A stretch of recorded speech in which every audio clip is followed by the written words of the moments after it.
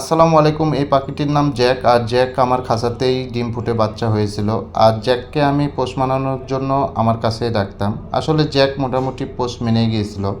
Jack আমার কাছে আসতো, আমার হাটে বসতো, অনেক আনন্দ করতো। আমিও তাকে নিয়ে অনেক আনন্দ করতাম। সে আমার রুমেই থাকতো সব সময়। জ্যাক আজকে নেই। জ্যাক আজকে অনেক দূরে চলে গেছে। আর সেই জায়গার থেকে আমি হয়তো আর কোনো দিন জ্যাককে আনতে পারবো না। আসলে জ্যাককে আমি অনেক ভালোবেসে ফেলেছিলাম। জ্যাক হয়তো আমার কাছেই থাকবে, এটাই আমি আশা করেছিলাম। কিন্তু এই জ্যাক আজকে আমার কাছ থেকে অনেক দূরে, যে জায়গার থেকে আমি আর কোনো দিন ওকে ফিরিয়ে আনতে পারবো না। জ্যাককে যখন আমি জোর করে হাত থেকে নামিয়ে দিতাম, তখন সে অনেক জোরাজুরি করতো, আমার হাতেই থেকে যেত। জ্যাক অনেক ভালো লাগতো। কিন্তু জ্যাকের এই কথাগুলো যখন মনে পড়ে যায়, তখন আমার অনেক খারাপ লাগে।